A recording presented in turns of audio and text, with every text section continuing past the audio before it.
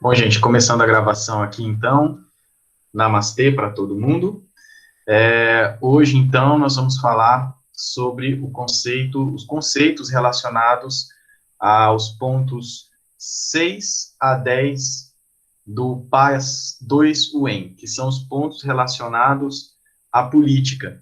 Nós vimos na aula passada os pontos relacionados ao trabalho, né? E hoje a gente vai ver, então, a gente vai fazer essa revisão com relação aos conceitos de política, né? E, mais uma vez, a gente vai fazer aquela metodologia de sempre. Eu vou passando os pontos que o Pazuello está pedindo lá e fazendo alguns comentários, né, a respeito do que eles poderiam estar querendo, né, sobre os pontos que eles pedem. Tá todo mundo vendo a tela? Tá ok? Belezinha? Alguém pode ligar o microfone e falar? Porque eu não vejo mais vocês. Vocês estão vendo a tela? Tô sim, professor. Assim, então beleza. Então, bora lá. Gente, o primeiro ponto que a gente vai ter aqui é o conceito de política, tá? Que, como vocês podem perceber, eu acho que, assim, cara, a nossa sociedade hoje, ela está imersa na política, assim, não tem como a gente dizer que a gente não conhece política, que a gente não sabe o que está acontecendo em relação à política, na sociedade, simplesmente não tem como, porque todo noticiário, as redes sociais, e assim, por mais que a gente vá lá no Twitter, no Facebook, principalmente, é só no Instagram que você consegue escapar um pouco das discussões de política, mas mesmo assim o Instagram tem lá muito conteúdo político, né? Mas tanto o Twitter quanto o Facebook não tem como a nossa vida ela tá permeada pelas relações da política. A gente sempre está discutindo política. Aí a gente está vivendo essa pandemia do coronavírus, né? E a política está envolvida, tá, o tempo todo. E o pessoal, né, acusa aí de estarem politizando a pandemia, politizando o vírus, mas cara, isso é uma tendência histórica humana. Tipo assim, a gente vai passar por essas discussões na política. Quem tiver querendo fugir das atuais notícias, né? Porque afinal de contas a gente está chegando aí nos 250 mil mortos, né? 240 mil mortos mais próximo. Quer dizer, uma situação terrível, uma situação horrível que o Brasil passa hoje. Não só nessa questão coletiva, mas também individual, porque a gente tem que ficar, né, na quarentena, a gente tem que se fechar em casa, também é uma situação muito terrível.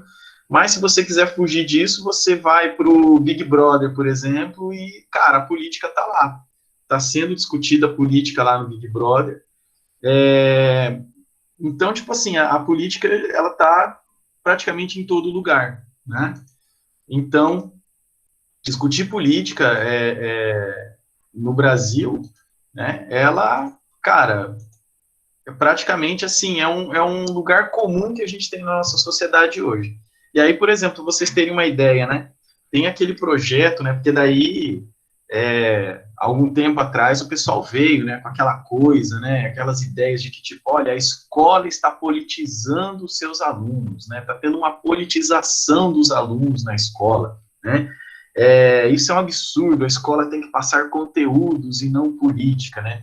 Aí o que o pessoal fez? Criou aquela coisa, a escola sem partido, né?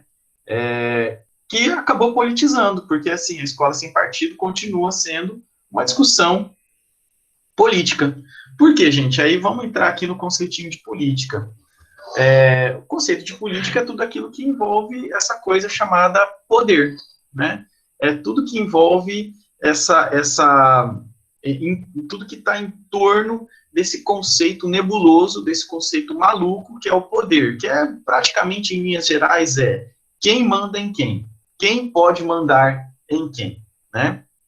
Eu tenho um amigo meu, que inclusive se vocês quiserem seguir ele é um cara midiático, ele tem um canal no YouTube que é bem legal, O nome dele é Tiago Valenciano, depois eu posso deixar o link para vocês ali. Eu e ele, inclusive, escrevemos juntos um livro, que é o livro Política Brasileira, Como Entender o Funcionamento do Brasil. Né? Eu e o Tiago, a gente escreveu esse livro em parceria. Tem na biblioteca lá do campus, do IFPR Campus Umuarama, tá? Mas agora não pode ir lá pegar, né? Enfim, mas tem na biblioteca. Não tem para vender, está esgotado esse livro, tá, gente? Infelizmente. Mas o Tiago, ele discute muito essa questão da política, ele chega a brincar, assim, ele chega a fazer umas brincadeiras, assim, do tipo, cara, quando vocês estão lá, né, na casa de vocês, na sexta-noite, no sábado à noite, louquinho para sair para tomar aquele açaí maroto, né? Cara, é uma discussão política com vocês, com os pais de vocês ali, se vocês vão poder sair ou não, que hora que vocês voltam, porque é aquela coisa, vocês sempre vão querer voltar mais tarde do que vocês deveriam, né? Então, tudo isso é uma discussão política, tudo isso está envolvendo a política ali, tá? Mas, se a gente for pegar aqui num sentido mais, vamos dizer assim, de conteúdo mesmo, é claro que conforme a gente tem uma história das relações do homem com a política, com as classes, com o Estado, nós vamos ter diferentes concepções sobre política. Então, a gente pode aqui pensar, o momento clássico. O que é o momento clássico? A gente está falando aqui de Grécia Antiga, estamos falando de Roma Antiga, né? Vamos pensar principalmente na Grécia Antiga, que é quando nasce a filosofia política. As primeiras reflexões do homem sobre a política aconteceu na Grécia Antiga, precisamente em Atenas, lá no século V a.C., principalmente com as obras de Platão e Aristóteles. Qual é a característica da obra desses dois caras? É que, tipo assim, vamos dizer assim, é um diagnóstico da sociedade atual, desses dois filósofos, perceber que é uma sociedade que tem problemas, era uma sociedade com inúmeras contradições, com inúmeras crises políticas, tá? E esses dois, dentro do contexto filosófico que eles estavam vivendo, da discussão, do debate filosófico, a tendência é de elaborar uma sociedade ou uma cidade, porque a política ali para eles era a política da cidade. Aliás, a palavra política, tá, gente? Ela vem de polis, significa cidade na Grécia Antiga, né? O Aristóteles, por exemplo, ele tinha uma definição que o homem é um animal político, é o anthropozoon politikon. Isso significa, para o Aristóteles, não significa que a gente tem que ficar andando por aí fazendo política e não sei o que. Não é isso. Para o Aristóteles, o anthropozoon politikon, o animal político, significa o homem é um animal que vive na cidade. Assim como a abelha vive na colmeia, a formiga vive no formigueiro, o homem vive na cidade. O sentido da frase do Aristóteles era esse, de que nós temos, né, no caso, uma vinculação natural com a cidade ou com o agrupamento de homens que estava ali existindo na cidade ou naquela sociedade daquela forma. Então, assim, tanto Platão quanto Aristóteles, eles procuraram elaborar, claro, cada um no seu pensamento, cada um com as suas características do seu pensamento, que vocês vão ver isso lá em filosofia, tá? Nós não vamos aprofundar aqui, mas é uma tendência de gerar uma sociedade perfeita. O que seria uma sociedade perfeita que garantisse justiça, garantisse racionalidade, justiça e felicidade para os cidadãos? Então, o objetivo do Platão e do Aristóteles é isso. É uma discussão, vamos dizer assim, sobre o que seria uma sociedade perfeita. Fora isso, nós vamos ter, então, uma concepção moderna. Nós vamos ter que aí passar o mundo clássico, passar o mundo feudal. Gente, tinham discussões políticas do mundo feudal? Tinham, porém, assim, elas não vão ser importantes para nós aqui na sociologia, tá? Isso vai ser mais importante lá para a história, para a filosofia, então vamos pular esse período. Nas discussões modernas, tá, pessoal, são aquelas inauguradas por Nicolau Maquiavel, que viveu ali entre 1467 a 1527. Agora eu não estou preciso com as datas aí. Eu tenho certeza que ele morreu em 1527. O Maquiavel, pessoal, ele escreveu O Príncipe e o discurso sobre as 10 décadas de Tito Livio. São dois textos fundamentais do Aristóteles, do Maquiavel, onde ele vai trazer uma nova visão sobre a política, não mais naquela elaboração de uma sociedade perfeita, mas de como a sociedade é. Né? Tem muita gente que considera o Maquiavel como o pai aí, o criador aí da ciência política, porque o Maquiavel, ao invés dele fazer uma tese sobre uma sociedade que seria justa e perfeita, não, ele falou assim, não, vamos ver a sociedade como é, como a política é atualmente feita. E o Maquiavel, ele vai trazer para mim uma grandíssima contribuição, que é a ideia de que a política é o campo do conflito. Tá? Se nós estamos falando de política, nós estamos falando necessariamente de conflito. Geralmente, e pensa o seguinte, né? Quando você olha um político falando, o político geralmente ele gosta de dizer que a política é o campo da harmonia, é o campo da união, é o campo onde, né, o campo do debate, onde a gente vai se acertar, vai aparar as arestas. No entanto, você nunca vê nenhum político se unindo, você não vê nenhum político aparando as arestas, né? Aliás, você vê assim, uniões momentâneas, um político se uniu com esse agora, nesse momento da eleição, depois na outra eleição eles são inimigos mortais, né? Aliás, essa é uma ideia do próprio Maquiavel. Na política não existem inimigos para sempre e também não existem amigos eternos, tá? Tudo isso se refere à convenção que você tem na hora no seu jogo de poder. Porque a política, ela é um campo de conflito em torno do poder. E o que é o poder, cara? O poder é ou você mandar em alguém, tá? São pessoas que querem mandar em outras, ou pessoas que não querem ser mandadas, não é? Podem ver. Olhem na sala de aula de vocês, se vocês não conseguem classificar as pessoas exatamente dessa forma. Tem gente que gosta de mandar, tem gente que quer mandar, e tem gente que não quer obedecer. Ponto final. Então, tipo assim, a política, para o Maquiavel, né, ela é esses dois grandes grupos, tá? Que ele vai chamar de grandes, tá? Toda a obra do Maquiavel vai ter essa diferenciação entre os grandes, que são aqueles que querem mandar, ou poderosos, e aqueles que não querem ser mandados, que é o povo. Então, o Maquiavel, ele trabalha com essas duas ideias, dos grandes e do povo, tá? Já a gente volta nesse assunto. Além do Maquiavel, nós vamos ter também várias obras ali, de Thomas Hobbes, John Locke, Rousseau, Stuart Mill, todas essas obras, tá, gente, de autores que estão ali trabalhando em torno de uma construção de Estado. Vamos pensar o seguinte, que esse Estado que a gente conhece, o Estado, tá? Nós estamos aqui, por exemplo, né, embora seja uma aula informal, mas a gente está no contexto do Instituto Federal do Paraná, né? É uma escola federal, tem a bandeira do Brasil, né? A gente canta o hino do Brasil, a gente tem um estado chamado Brasil, que a gente tem muita clareza desse estado. Porém, pessoal, os estados, eles nem sempre existiram, eles nem sempre tiveram essa criação tão objetiva quanto a gente tem hoje, tá? Isso é uma coisa meio maluca, assim. A nossa cabeça de hoje vê uma clareza no Estado, que nem sempre o Estado teve essa clareza.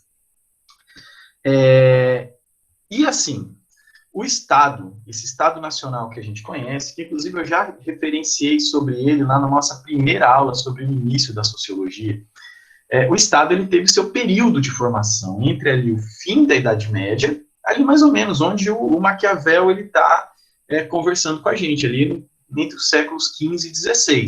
Então, ele vai ter um período de formação entre o século XV e XVI e uma forma mais ou menos acabada ali no século XIX. Então, o Estado que a gente acredita como, né, essa grande potência, essa coisa, né, patriota que a gente tem que ter, é uma criação muito, muito recente da humanidade. É uma criação aí de 200 e poucos anos. Então, nessa teoria moderna aqui, né, toda essa formação de autores que estão observando a forma que as pessoas estão se juntando politicamente, como que o Estado está sendo constituído, grupos que caem, grupos que sobem, né, caem no sentido do poder e que sobem no sentido do poder. Você tem todos esses autores observando isso, tá? E a gente vai ter aí uma elaboração muito filosófica. Então, esse segundo ponto aqui, o modernismo do mundo moderno, ele é filosófico, tá?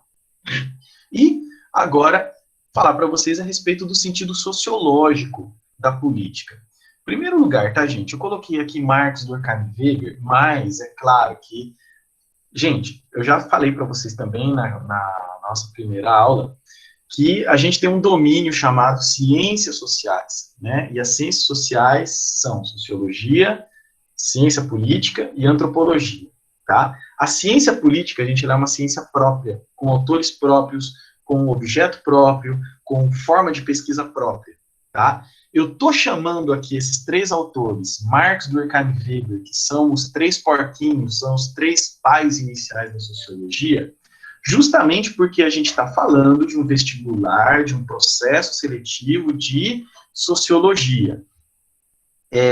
Se a gente estivesse tratando da ciência política, a gente ia ter que trabalhar com outros autores, tá? Então, assim, a gente consegue encontrar em Marx, Durkheim e Weber uma reflexão sobre a política, mas não uma obra consistente no sentido da ciência política, tá? Mas para o vestibular, tá, gente? Para aquilo que será pedido para vocês, isso aqui é o mínimo, tá? Conhecer Marx, Durkheim e Weber é o mínimo para vocês, tá?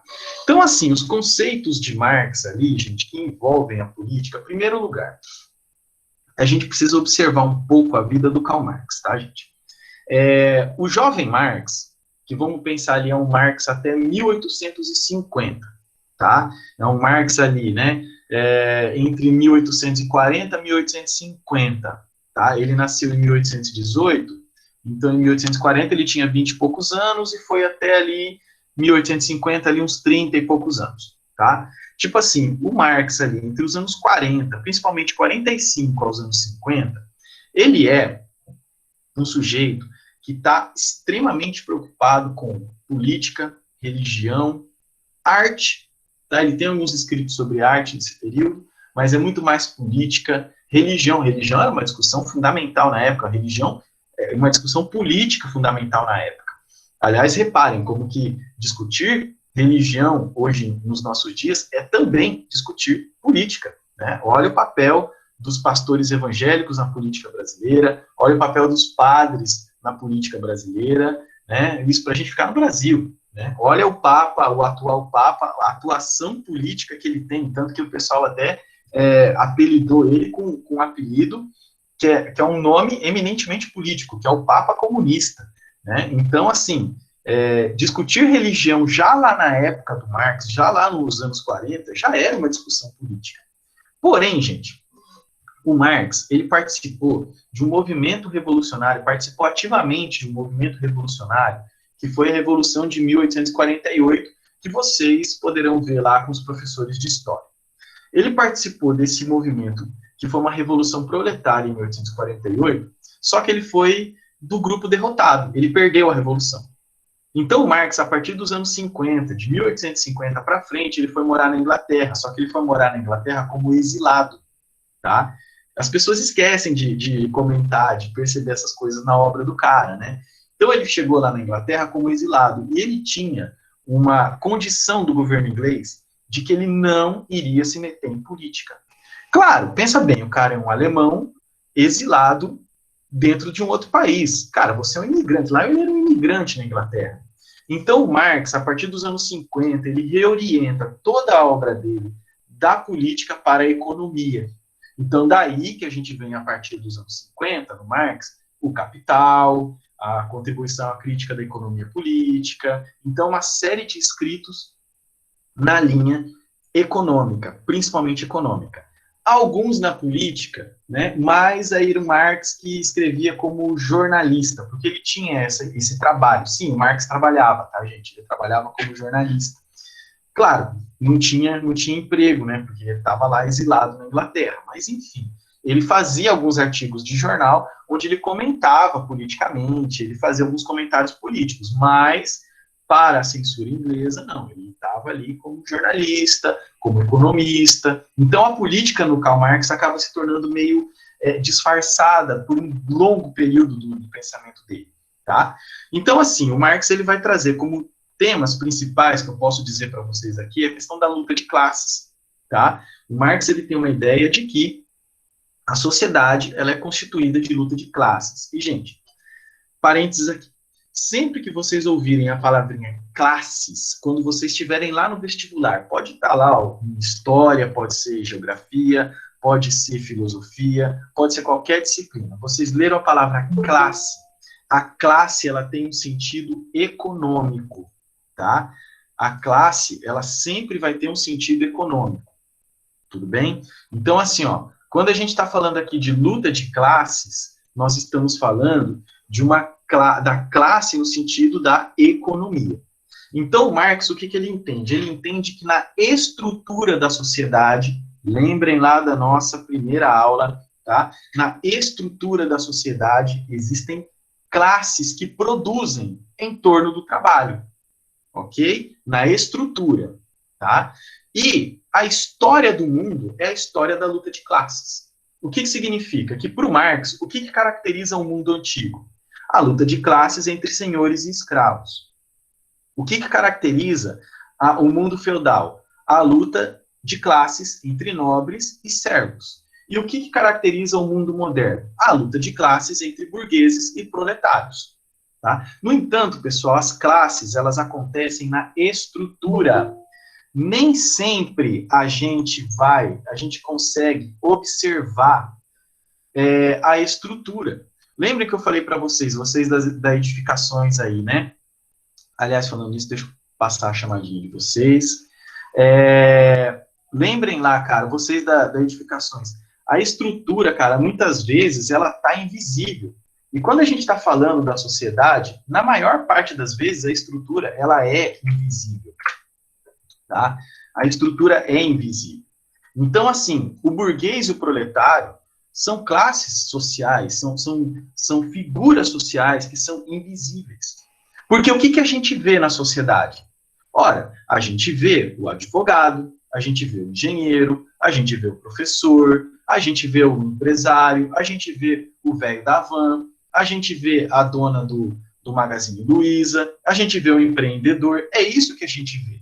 A gente não vê um burguês, a gente não vê um proletário, tá? Então, só que tem uma diferencinha aqui, né? Essas classes, elas possuem consciências diferentes. E aí é um conceitinho do Marx que é a classe em si e a classe para si. Vamos lá. Classe para si. É aquela classe que tem consciência de si mesma. Ela sabe que ela é uma classe. E quando é necessário, essa classe se une. Quem é a classe em si, do nosso caso aqui? A burguesia. Mas a burguesia ela tem, ela compete, ela é baseada na concorrência, na livre concorrência, na livre mercado. Mas quando tem alguma coisa que interfere no interesse da burguesia, ela se une completamente e ela derrota aquele interesse que é contraditório, que é antagônico a ela. Então, a burguesia é uma classe para si. Porque ela é uma classe revolucionária. Quando foi necessário, lá na Revolução Francesa, o que é a Revolução Francesa, a Revolução Inglesa, gente? São os burgueses da Inglaterra que falaram, velho, a gente tem que lutar contra a nobreza. Do jeito que tá, a gente está sustentando esses caras aí. Do jeito que tá, não tem como. Vamos se unir, né? Tem livre mercado, tem livre concorrência? Beleza, lá no produto. Mas fora isso, no interesse político, a gente se une e derrota os caras. Foi o que aconteceu na Revolução Inglesa e Francesa. Então, nós temos uma classe para si. Mas a gente tem também a classe em si, que é aquela classe que não tem consciência de classe. No caso, o proletariado. É o médico, é o advogado, é o jogador de futebol, é o professor, é o gari. Todas aquelas figuras que eu falei para vocês na aula passada, lembra? Que eu falei o seguinte, isso aqui é a figura do trabalho abstrato. É a figura que o capitalismo uniu todo mundo aqui na forma de salário. Só que o juiz, ele não reconhece um professor como seu igual. Um advogado não reconhece um gari como seu igual. Um engenheiro não reconhece um, um professor, um arquiteto como seu igual. Por quê? Porque a luta da classe em si não é pela classe, mas é por uma ocupação no mercado de trabalho. O que o professor quer? O professor quer dar aula. O que o gari quer? O gari quer um espaço para ele limpar, para ele exercer o seu poder, a sua função social. O que o engenheiro quer? Ele quer trabalhar numa indústria, quer projetar uma casa, quer ter o seu negócio. O que o juiz quer? O juiz quer fazer a sentença, quer fazer contatos com o Ministério Público para prender ex-presidente. Então, é isso o que cada uma dessas classes querem. Todos nós somos proletários, mas como é uma classe em si, ela não tem consciência do todo. Ela não tem consciência de que somos todos iguais nessa bosta de sociedade. Pois bem, o Karl Marx, pessoal, ele passou uma boa parte da vida dele lutando para gerar essa consciência de classe, tá? Esse é um outro conceitinho de Marx, a consciência de classe no proletariado. Claro que, né, não preciso nem dizer para vocês que o Marx morreu tentando, não conseguiu, né? E nós, até hoje, nós não vimos isso acontecer, tá? Porém, a luta de classes aqui é um conceitinho do Marx. O Estado, gente, o Estado para o Marx, tá, pessoal? Para ele vai dizer, o Estado é o balcão de negócios da burguesia. Tá? Então, a burguesia se une, ela é uma classe para si e ela gera o Estado para o gerenciamento dos seus próprios interesses. Então quer dizer que o Estado só tem burguês? Claro que não. Lembra que eu falei para vocês, as classes, gente, ela está ali, ó, na estrutura, ela é invisível.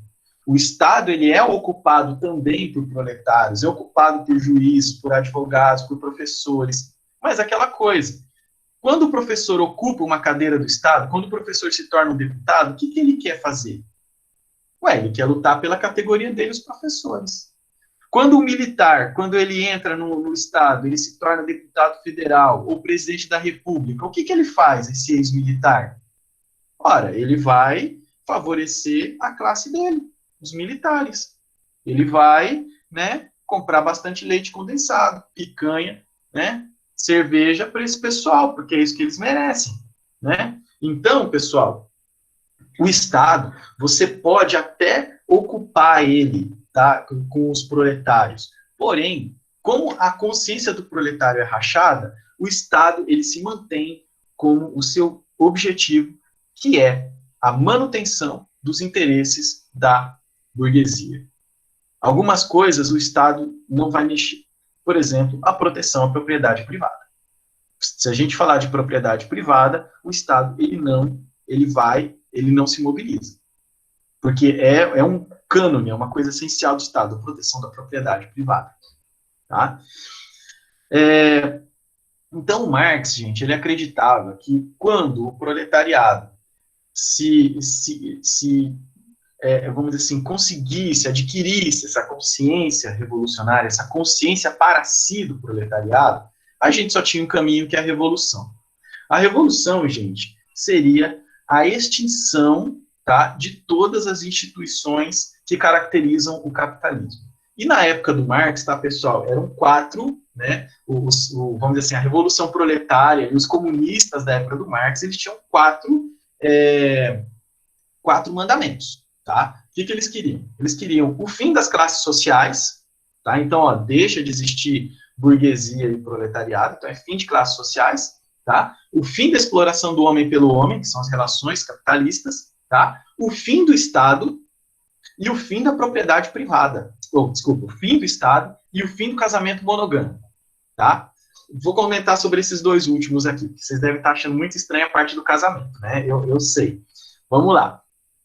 Fim do Estado, por quê? Porque o Estado é uma representação burguesa, tá? Então, tipo assim, muita gente se confunde, inclusive, de colocar no Marx uma conta que não é dele, porque o Marx, gente, como dizia um ex-professor meu, ele sempre foi contra o Estado.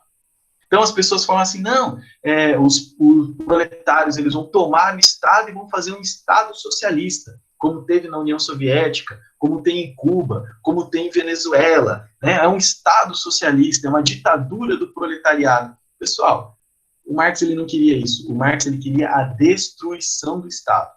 Tá? Tipo assim, numa revolução comunista você tem a destruição do Estado. Tá? Mais para frente eu vou falar para vocês de outra concepção,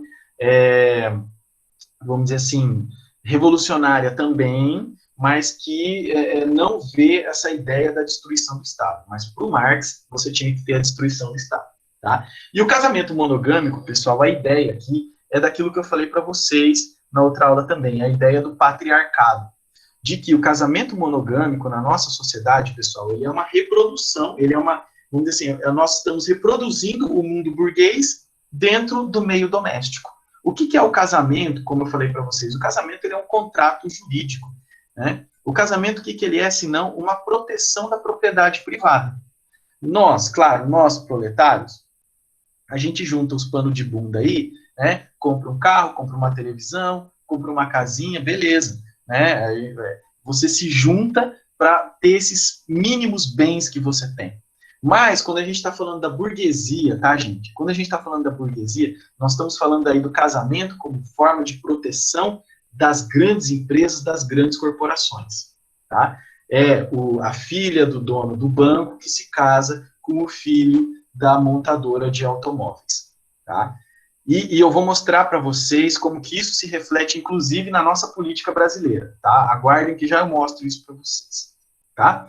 Então, aí, né, a gente vai ter o outro conceitinho, que é o comunismo. Gente, o comunismo para o Marx, ele é a superação do capitalismo, tá? Tipo assim, para o Marx, assim como o capitalismo derrotou outros modos de produção, o que vai substituir, o que vai derrotar o capitalismo é o comunismo. Então, gente, o comunismo para o Marx ele é uma formação econômica. Ele não é um país comunista. Ele não é uma União Soviética. Ele não é uma China. Para o Marx, o comunismo ele é a superação das relações do capital e de tudo aquilo que ele representa. Classe social, exploração do homem pelo homem, casamento monogâmico, tá? Gente, o Marx não está falando, ele não estava querendo amor livre, tá? Não era isso, tá? É um casamento, no caso, o casamento no comunismo, um casamento que não está condicionado à propriedade privada, é um casamento que está condicionado ao teu sentimento, ao teu amor, àquilo que você quer com outra pessoa. É isso. Bora lá, então. Durkheim. Eu ouvi um esquilinho aí. Gente, o Durkheim, ele não tem, assim, uma obra política. Nayane, professor, o senhor acha que as ideias de Marx eram impossíveis de serem aplicadas e darem certo? Aí é que tá. Não sei. Não sei. Olha, o que o Marx ele tem, e que assim, cara, bate muito e dá muito certo, são as ideias econômicas dele. Tá? Quando o Marx está falando do capital, quando ele está falando do capitalismo, tá? Em todos os volumes do Capital que eu falei para vocês, né, são 3 livros, livro 1, livro 2, livro 3, cara, assim, é perfeito, não tem o que você falar, não tem crítica, inclusive, assim, a única crítica, se vocês procurarem no YouTube, lembra que eu falei para vocês, tem um monte de gente aí fazendo crítica ao Marx e tal, geralmente é um pessoal que está vinculado a uma escola que é chamada Escola Austríaca, tá? Escola Austríaca, vocês podem procurar aí o tal do Mises, né, von Mises, Hayek, tal, tipo assim, eles fazem uma crítica à obra do Marx, mas lembra que eu falei na aula passada, o Marx, ele enxerga o capitalismo do ponto de vista da produção. A escola austríaca vai fazer uma crítica do ponto de vista do consumo, então são duas coisas que não batem. Tipo assim, o Marx ele não está preocupado com o consumo, ele nunca esteve preocupado com o consumidor, ele estava preocupado com o produtor, com a forma de produção. Então, assim, essa parte dessa crítica que o Marx faz, a crítica, lembrem que eu falei para vocês, a crítica no sentido de conhecer o movimento do capital. Essa parte da crítica de conhecer o movimento do capital, o Marx, excelente. Com relação ao comunismo, tá? Isso aí é uma aposta, que inclusive o próprio Marx, ele deixa isso claro em vários escritos. Ele escreve assim, ó, comunismo ou barbárie. Porque o que ele está vendo é o seguinte, que o capitalismo ele tem uma tendência de crise, eu falei isso na aula passada. Então, o capitalismo ele é crise, ele vai de crise em crise, crise. Por exemplo, a gente está vivendo uma crise atual agora que já era previsível. A última crise foi em 2015, próxima crise em 2022. A gente está vivendo ela hoje porque foi antecipada pela pandemia. Beleza, né? 2021 é crise. Mais 7 anos, mais uma crise. 2028, a gente tem mais uma crise do capital. Mais 7 anos, 2035, mais uma crise. É previsível. Tá? O capitalismo ele vai de crise em crise, cada vez mais se aprofundando mais na crise.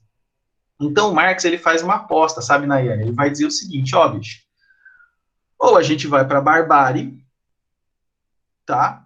Ou a gente vai para o comunismo. Barbárie, para você ter uma ideia, o que é barbárie? Se vocês assistirem The Walking Dead, tira o zumbi, aquilo é barbárie.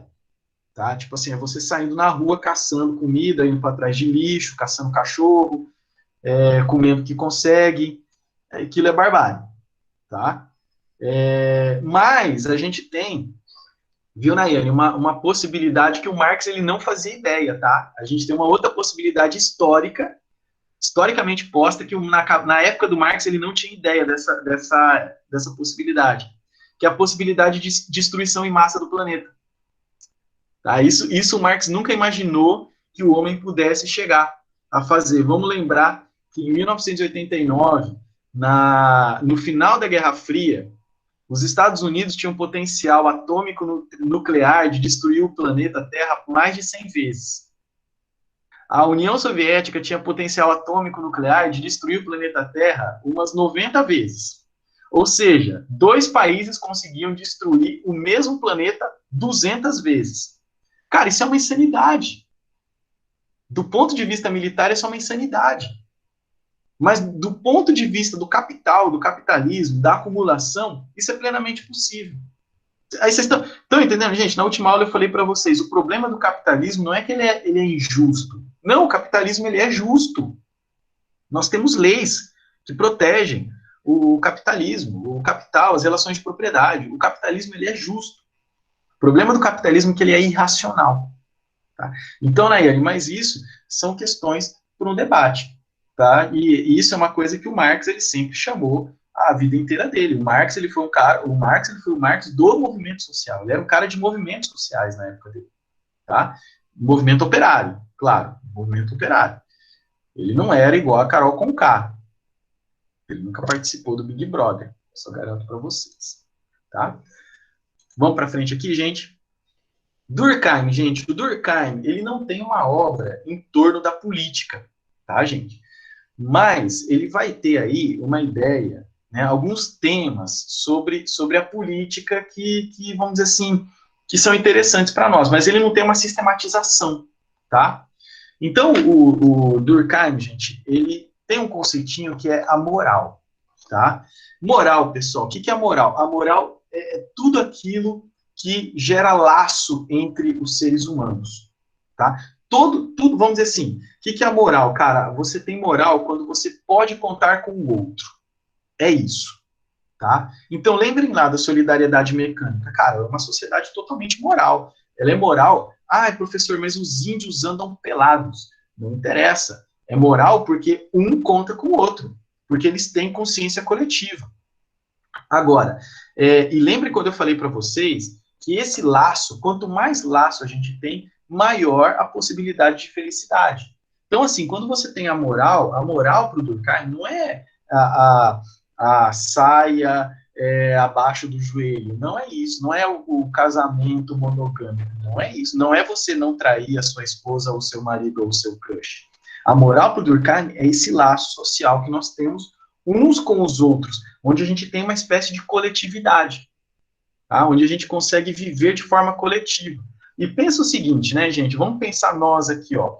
Vocês aí estão num momento bem angustiante. Vocês estão aí sem as aulas, sem a escola, no momento da pandemia, vocês estão aí isolados, né? A gente está isolado, cara. Né? E mais ainda, vocês estão num momento de pazuem, uma prova terrível aí na frente de vocês, cara.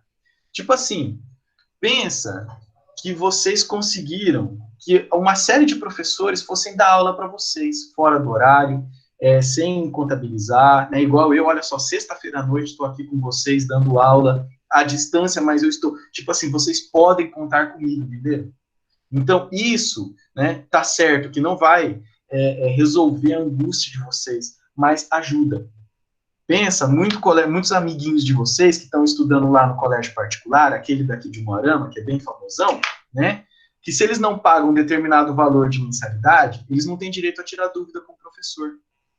Pensa que eles podem estar pagando, sei lá, o quanto for, a mensalidade mais cara do colégio, mas o professor não vai fazer uma MIT para eles sobre qualquer tipo de disciplina. O professor de sociologia não vai fazer, o professor de filosofia não vai fazer. Sabe por quê? Porque lá eles não podem contar uns com os outros. Porque no colégio particular, num cursinho, é incentivado o individualismo e a competição. E nós, no colégio público, né, no colégio técnico, como o Instituto Federal, a gente está ali, ó, incentivando a cooperação. Entenderam? Então é totalmente diferente uma visão da outra, e o Durkheim vai dizer assim, cara, quanto mais moral numa sociedade, melhor essa sociedade é. Agora, o problema da sociedade moderna, da solidariedade orgânica, é que você tem aquela tendência do egoísmo, né? Aquele individualismo exacerbado. O que é o egoísmo, cara? O que é o egoísta? Egoísta é aquele cara que não conta com ninguém, ele sabe que ninguém vai atender ele, assim como ele também não vai atender ninguém. É um foda-se, tá? E olha só, cara, a gente pensar assim, né? Vocês já perceberam como que a nossa sociedade, ela tá, vive em torno do foda-se? Procura assim, ó, vai lá naqueles sites de busca de livros e procura lá, título de livro, foda-se. O tanto de título de livro que é o foda-se, foda-se, foda-se, foda-se. Durkheim ia ficar louco com isso. Ele ia falar assim, cara, esse pessoal tá aí dando foda-se, mas você tá acabando com os laços sociais. Você tá acabando com a moral social. O Durkheim, ele apostava, gente, que a moral, ela iria se realizar na solidariedade orgânica, na sociedade moderna, dentro do trabalho. Por isso que ele escreveu a divisão social do trabalho. Então, ele acreditava que a moral ia acontecer dentro das corporações e das profissões. Mas ele apostava que uma moral poderia ser incentivada pelo Estado. E o que é o Estado, gente? O Estado, ele é uma divisão do trabalho social. Ele é uma divisão. Você tem ali um grupo de pessoas que lidam com burocracia, Estado e poder, papelada aqui e ali, se juntam em ponto final. Esse é o Estado para ele. Mas o Estado, através da educação, olha só, da pedagogia, ele consegue incentivar uma determinada moral, um determinado laço entre as pessoas. Aí vocês vejam também como isso pode explicar completamente as nossas escolas dos nossos dias hoje. Tipo assim, a escola, ela não está aí, na sua grande maioria das vezes, ela não está aí para oferecer conteúdo, para oferecer ciência. Aliás, muito pelo contrário. Mas a escola, ela está aí para fornecer laços sociais, laços de moralidade, laços de convivência. Tá? Podem ver como que esse retorno que está sendo promovido aí, esse morticínio que está sendo promovido aí com retorno às aulas, né, às aulas presenciais, a desculpa para isso, o motivo para isso, não é conteúdo, não é educação, não é escolarização. O conteúdo é convivência com os amiguinhos. É a convivência com os amiguinhos e também a convivência que as crianças e os pais não se aguentam mais dentro de casa. Então, a questão que a gente está falando aqui é de convivência, e não de conteúdo científico. Isso é uma coisa muito durkheimiana. Ele estava falando, olha, a educação, ela tem esse papel de moralizar. Moralizar, gente, não é fazer a gente seguir regrinha, não. É a gente criar laços sociais. Beleza? O terceiro aqui, o Weber, tá, gente? Aqui já é um pouco mais complexo. Porque diferente dos dois acima, o Weber, ele tem uma obra muito voltada para a política, tá? Então, o Weber, a gente precisa olhar com um pouco mais de cuidado. Pessoal, o Weber, ele vai falar sobre... Para o Weber, o que é para o Weber, gente? A definição que eu falei para vocês de política foi uma definição weberiana. Eu falei assim, ó, gente, a política é aquilo que está em torno do poder. É a definição do Weber. Ele falou assim, ó, a vida política é aquilo que se refere ao poder e à ocupação de cargos. Gente, para o Weber, a política ela está totalmente voltada ao Estado. tá? E poder para o Weber, gente, o que que é? Poder é a possibilidade de você mandar em alguém, tá? É isso, cara, é você poder mandar em alguém.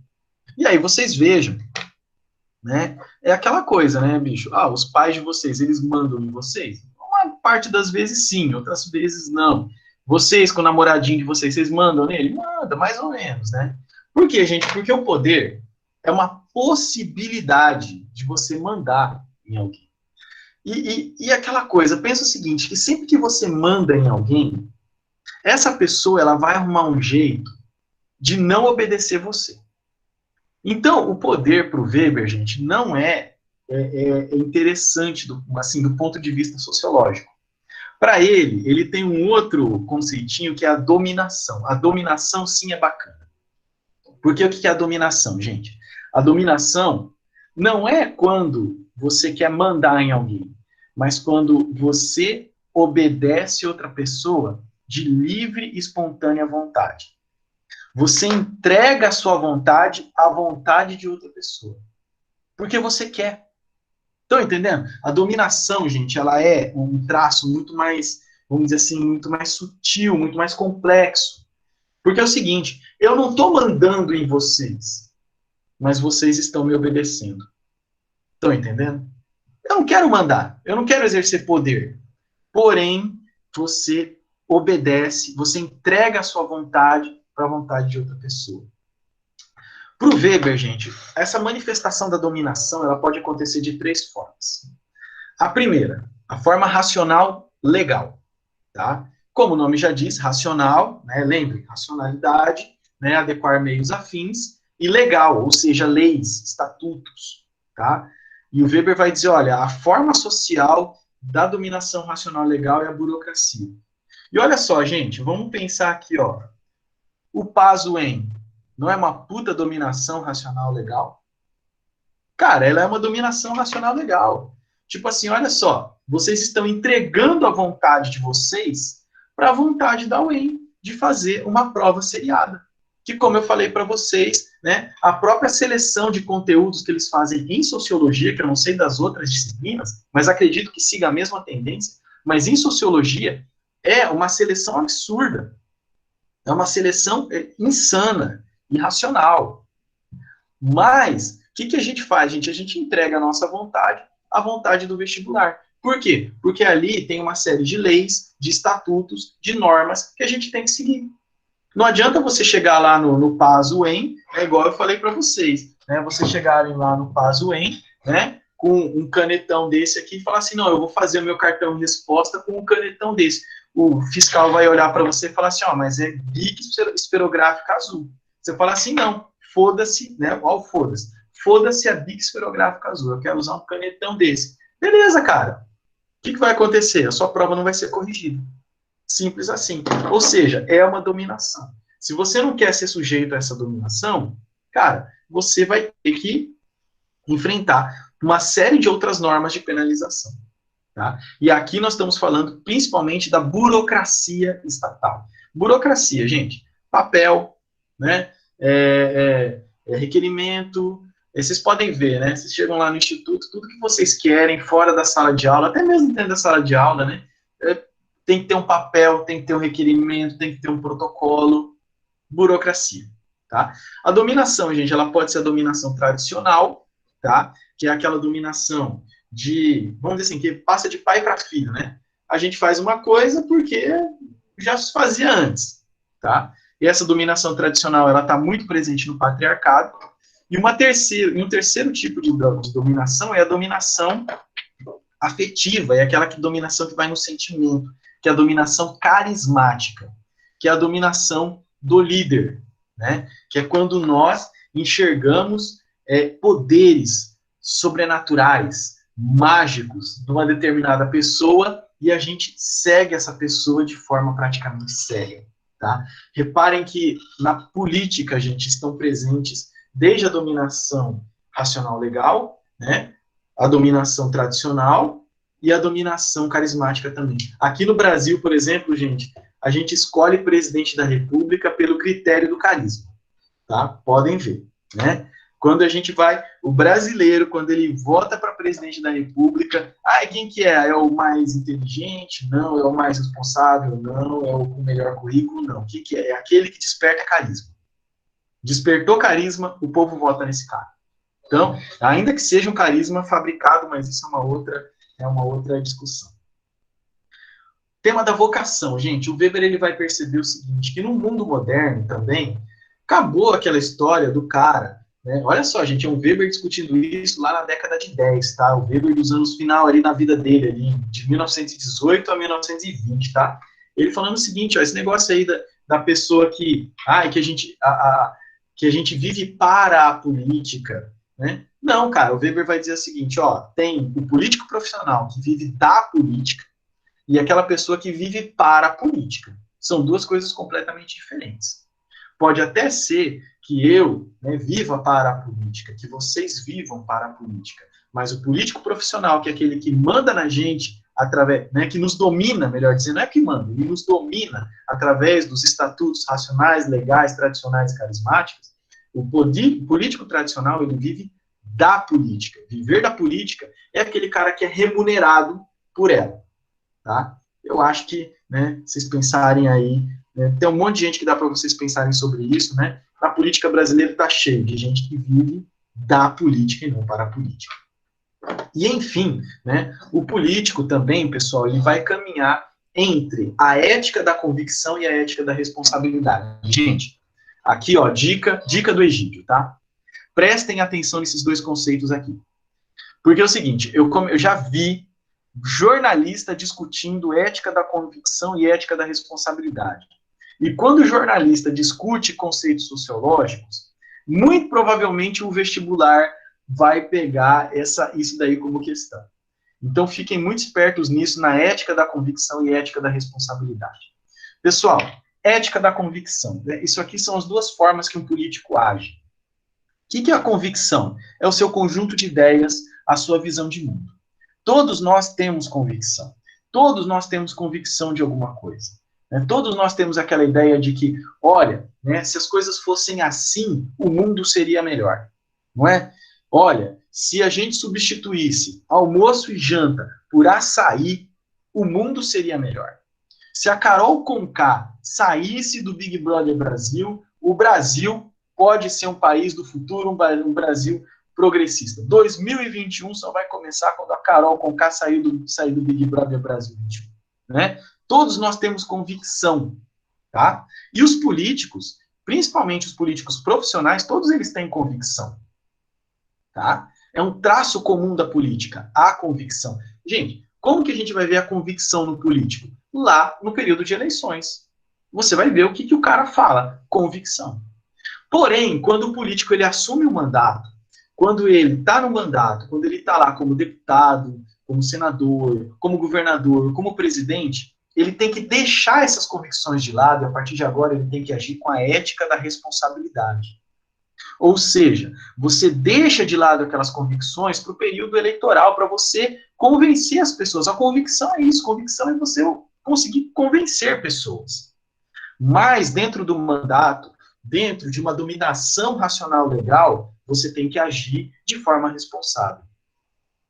Qual que é a jogada disso? Onde que eu vi o jornalista falando desses dois conceitos? Ora, falando do nosso atual presidente da República, Jair Bolsonaro, que não tem como a gente fugir disso. A condução que ele tem feito da pandemia, né, que não acreditando em vacina, negando ciência, falando de remédios que não têm comprovação científica, receitando, indicando, não vamos dizer receitando, mas indicando essa medicalização, né, que não tem comprovação, que não tem eficácia, tá? Tudo isso, pessoal, é ética da convicção. E qual que é a ideia? De que, bicho, é um político único no mundo, tá? Claro, junto com o Donald Trump lá nos Estados Unidos, tipo assim, era essa pontezinha. Trump lá e Bolsonaro aqui, cara, são dois políticos que não abandonaram a sua convicção em nome da responsabilidade. Então, é justamente essa discussão que tem, é uma discussão que pode ser trabalhada tranquilamente numa questão de vestibular. Vou ser bem sincero, se fosse eu para fazer uma questão de vestibular, eu faria uma questão em torno da ética da convicção e ética da responsabilidade. Tá? Isso é tema quente, isso é tema muito atual. Tá? Um quarto autor, pessoal, que pode aparecer também no vestibular, ele não está nomeado para vocês, mas é muito interessante, é o Michel Foucault.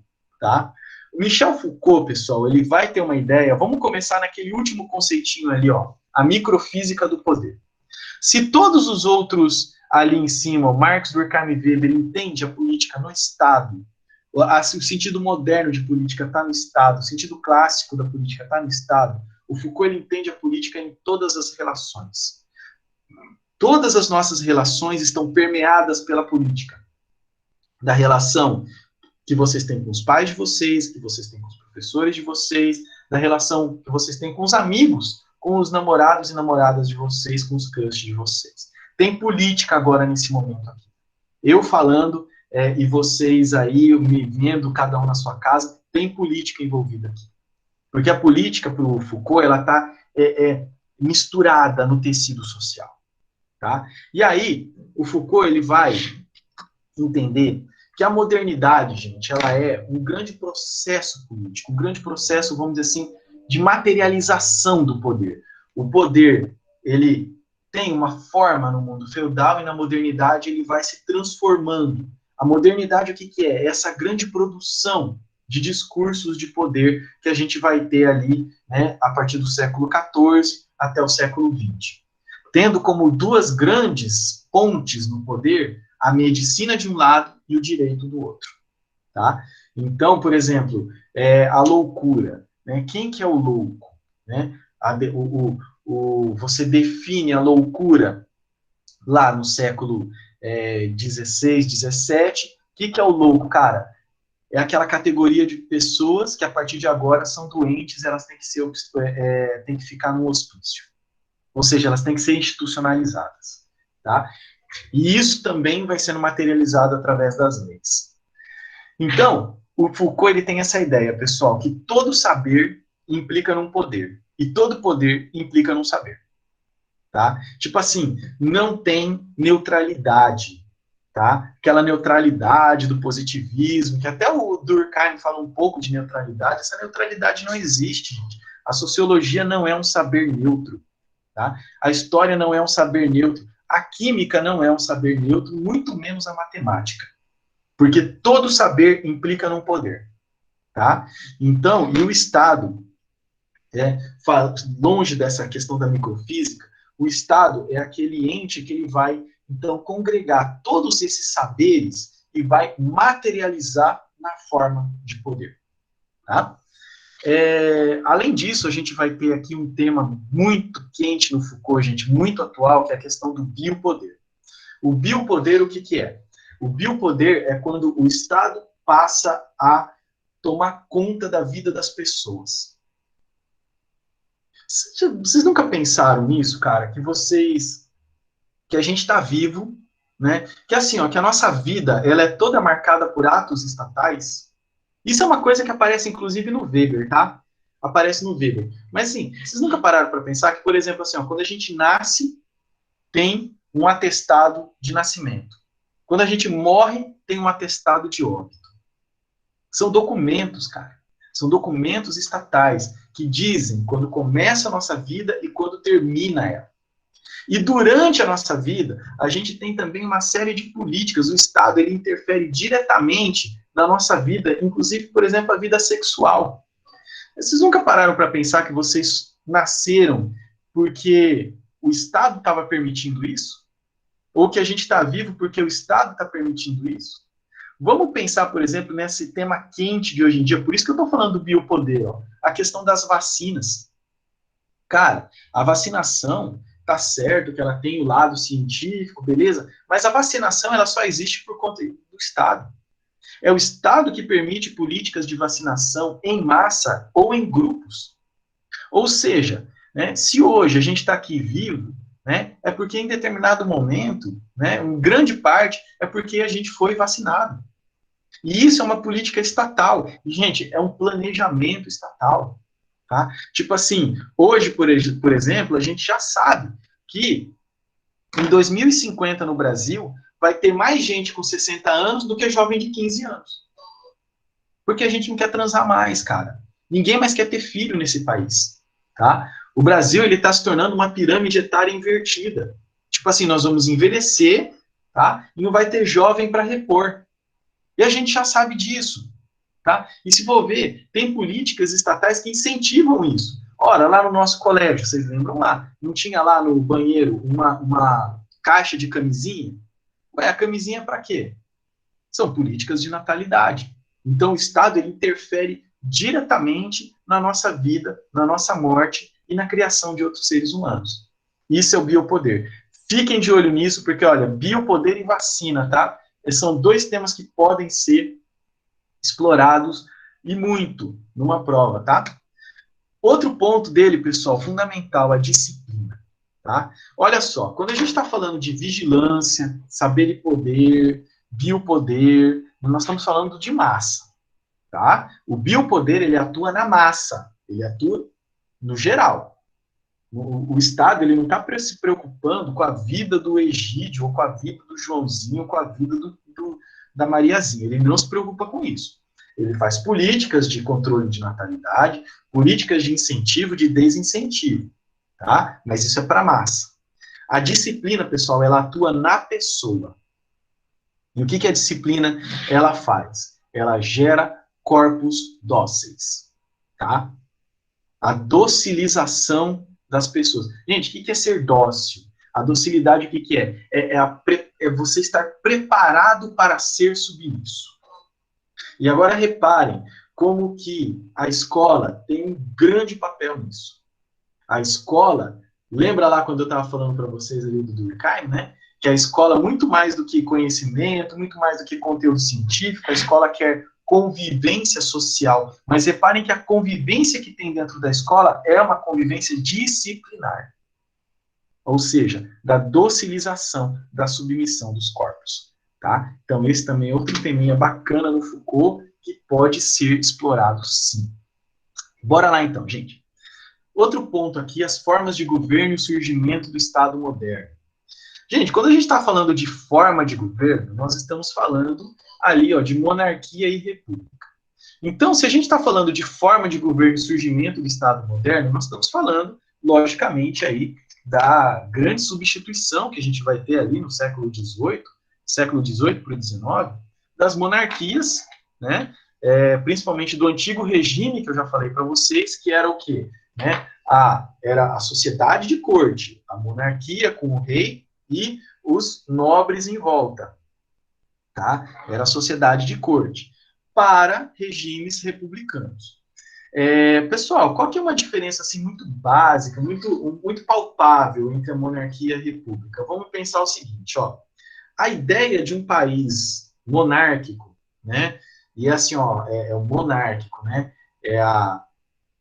arqué é um princípio, tá? Arqué é o princípio. Então, é um princípio de governo de uma pessoa só, tá? Então, qual que é a ideia de um país monárquico, tá? É de que, né, o rei, ele é responsável por tudo que o povo tem. E é mais ou menos assim, tá, gente? Se você vai na Inglaterra, ou se vai em países monárquicos, como, por exemplo, sei lá, se a gente for pegar lá no século XIX, né, século XVIII, Portugal era um país monárquico, né, o Brasil veio a família real brasileira aqui para o Brasil, né, a família real portuguesa aqui para o Brasil, né. A ideia era o seguinte, gente, de que o Estado, ele decorre da família real, porque ela é a família originária, porque ela é um princípio, é a monarquia, arqué. Procura lá na filosofia, arqué é o princípio. Então, assim, o princípio do Estado é aquela família. Por isso que ela é a família real. Significa que tem uma família que é real, porque é a família do princípio, e as demais famílias que compõem o Estado são famílias derivadas, ou famílias artificiais. Então, tudo que tem um Estado monárquico, ele decorre do rei. Vamos pensar assim na prática. Para o inglês. Cara, para o inglês, se acabar a monarquia britânica, tipo, o inglês ele vai ficar naquela assim, cara, como que o Estado vai funcionar a partir de agora. Como que o Estado vai funcionar? Por quê? Porque tudo decorre da monarquia. No caso da República, gente, no caso da República não, é a res pública, né? É a coisa do povo. Então significa que a construção do Estado, ele depende de todos nós. Não tem uma família que manda na coisa, não tem uma família real. Tem o povo. E é o povo com as suas lutas, suas contradições, que vai construindo a sua organização política. Vamos pensar assim, ó, né? Vamos no mesmo exemplo. Vamos pensar, ó, caiu uma bomba em Brasília, né? Tipo assim, acho que tem muita gente que fala assim, nossa, que sonho, né? Que coisa, nossa, coisa perfeita, né? Beleza. Caiu a bomba em Brasília. Gente, o Brasil vai ser muito afetado por isso? A gente vai ficar desesperado porque nós perdemos os nossos governantes? Não. A gente já se autogoverna. Já tem um autogoverno aqui em Umuarama. Tem um governo no estado do Paraná. Já existe um governo organizado. E outra, mesmo se esse governo de uma hora para outra deixar de existir, a gente sabe como escolher os governantes. A gente sabe se organizar. A gente sabe, por exemplo, assim, eleger um líder da sala, eleger um representante sindical. Os professores têm os seus representantes, os alunos têm os seus representantes. Isso é uma ideia muito republicana. Entenderam? Então, isso é uma forma de governo. Claro, eu não preciso nem falar para vocês que o governo no Brasil, ele é republicano. Brasil, o nome do Brasil, né? República Federativa do Brasil. Tá? Então, é o seguinte, além dessas questões das formas de governo, nós vamos ter também a presença do constitucionalismo. E, gente, o constitucionalismo aqui é uma forma essencialmente moderna, que é o governo organizado pelas constituições. Gente, o que é a Constituição? A Constituição é uma lei, tá? É uma lei, mas é uma lei que faz a constituição do Estado. Tipo assim, o Estado ele é estruturado juridicamente através da Constituição. Por isso que ela é a principal lei do Estado. Ela não pode ser contrariada. Nenhuma outra lei do Estado vai contrariar a Constituição. E reparem também como que isso é um tema muito quente, tá, gente? Aliás, só um parênteses aqui, tá? Vocês estão querendo fazer um vestibular da UEM, e na UEM sempre cai Constituição, tá? Não estou falando que vai cair em Sociologia ou Filosofia, mas se não cair em nenhum desses dois, vai cair em História, tá? História da UEM é um vestibular que sempre cai Constituição. Então, assim, deem uma olhadinha na Constituição de 1988 do Brasil, pelo menos o artigo 5º, tá? Dá uma lida, não é tempo perdido. Aliás, cara, todo cidadão brasileiro tinha que ler o artigo 5º da Constituição, tá? E assim, ó, vocês podem ter certeza que tem uma grande chance de cair, tá? Constituição na UEM, se não for em Sociologia ou Filosofia, pelo menos em História cai, tá? E, gente, o que faz uma Constituição? É algo chamado poder constituinte. Tá? Vocês já devem ter ouvido falar do poder legislativo, executivo, judiciário, não é? Mas existe um poder mais profundo no Estado. Existe um poder mais poderoso, vamos dizer assim, que é o poder de constituir. É o poder constituinte, que é justamente o poder que vai fazer a Constituição. Gente, esse poder, aí é que tá. Do jeito que eu estou falando aqui, está muito abstrato.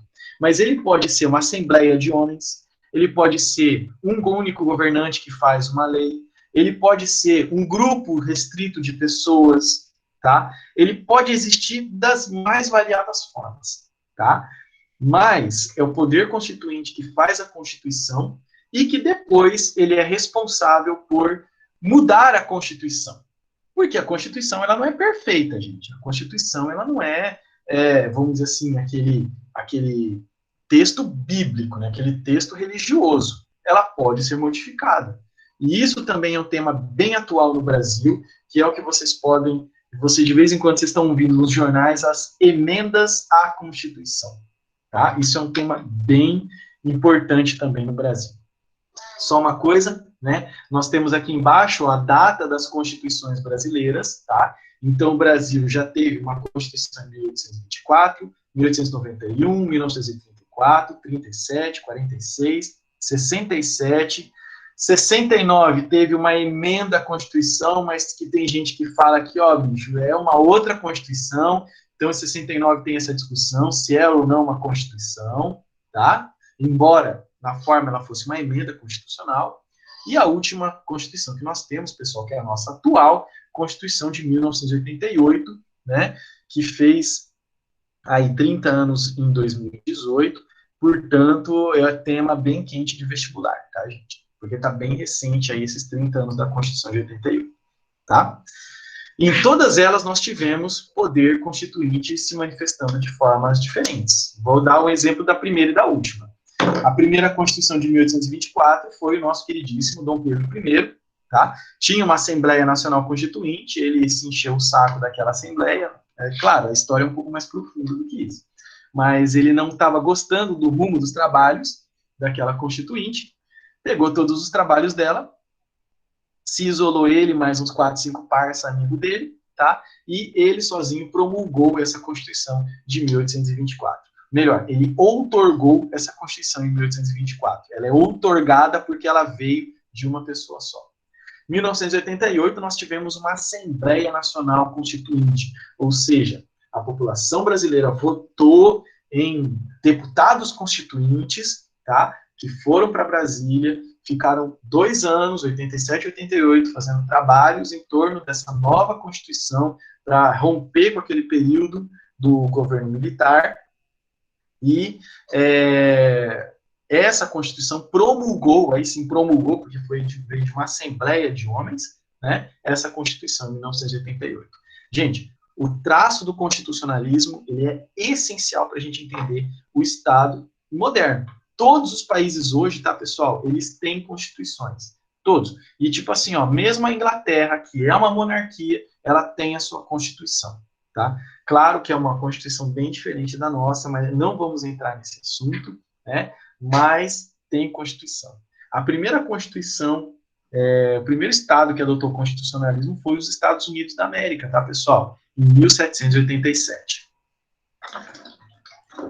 Bom, além das formas de governo, pessoal, tem os sistemas de governo, que é o parlamentarismo e o presidencialismo. Aí é que tá. Vai ser cobrado isso de vocês? Eu não sei.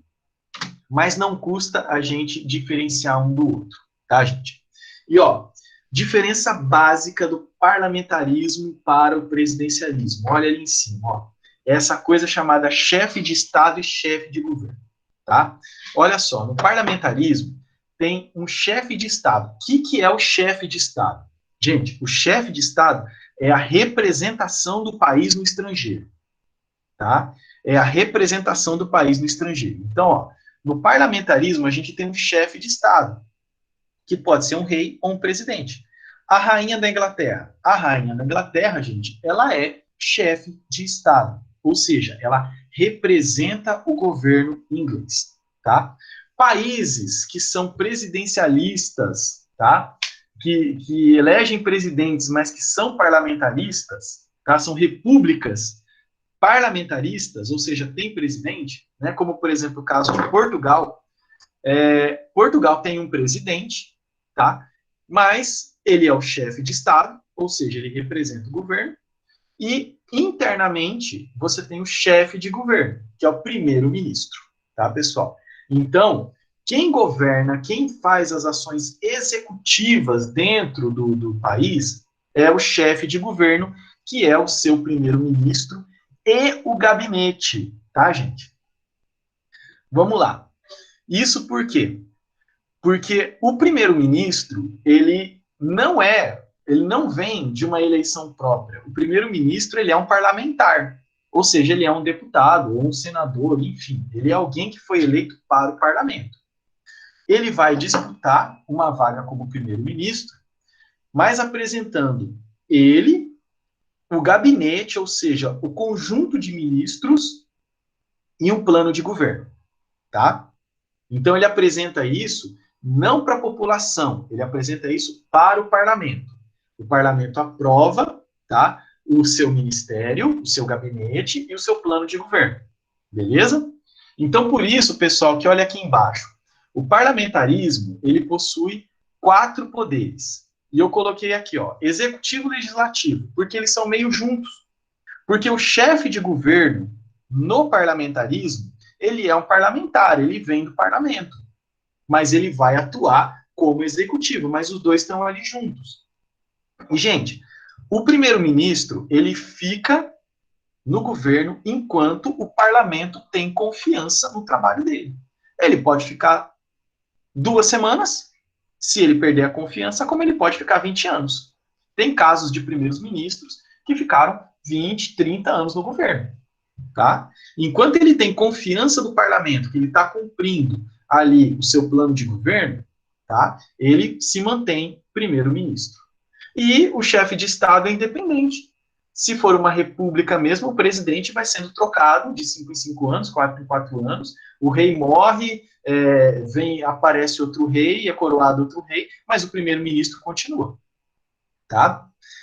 Então, você tem o poder executivo, tem o poder legislativo, que atuam mais ou menos juntos, tá? O poder judiciário, tá? Que eu vou explicar ali embaixo, quando eu estiver falando do presidencialismo, e tem um outro poder, gente, que é o poder moderador, tá? O poder moderador é o poder que está no chefe de Estado.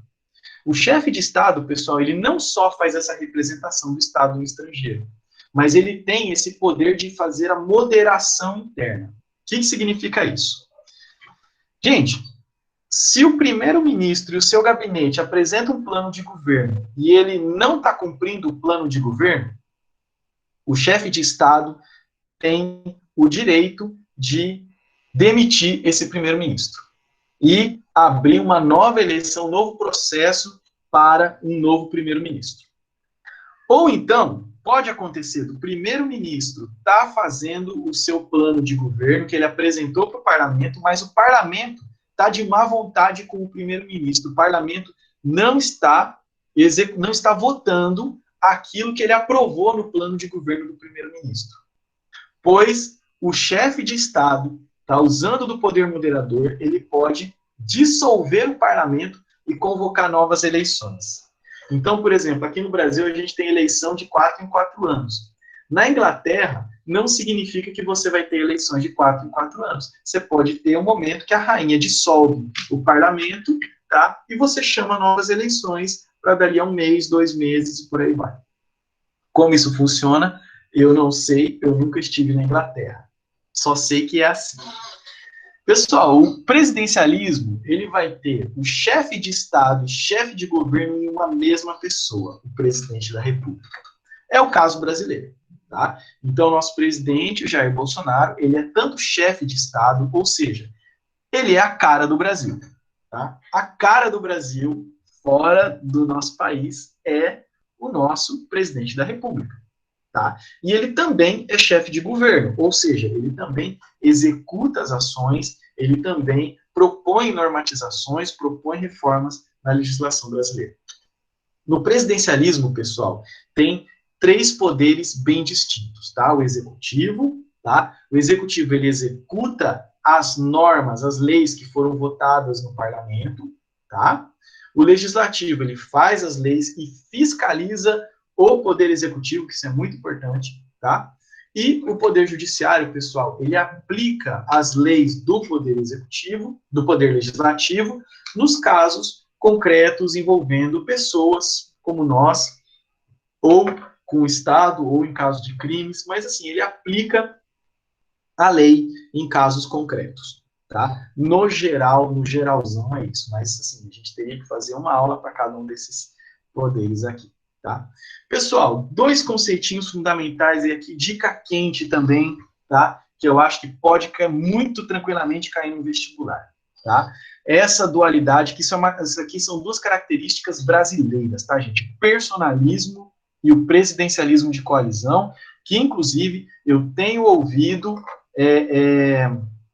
muito jornalista falando sobre presidencialismo de coalizão. É tema quente também, é tema muito atual, tá? Personalismo. Personalismo é justamente aquilo que eu falei para vocês quando eu estava falando do Weber, né? Desse traço que nós, brasileiros, a gente vota no presidente da República pelo carisma. O que é o personalismo? O personalismo é aquele cara que resolve o problema, né, cara? Aquele cara né? É o cara fodão que vai resolver o seu problema pessoal, né? Vote em mim que eu vou resolver o seu problema. O personalismo, pessoal, ele não existe só para cargos do executivo, mas reparem que vereadores, prefeitos, todos eles têm traços personalistas. O personalismo é uma característica da política brasileira, tá, gente?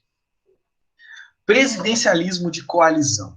Gente, o presidencialismo de coalizão, a ideia é o seguinte, de que para você se tornar presidente da República no Brasil, você precisa ter uma união entre os interesses diferentes regionais, entre os interesses diferentes do Sul, do Sudeste, do Nordeste e do Norte.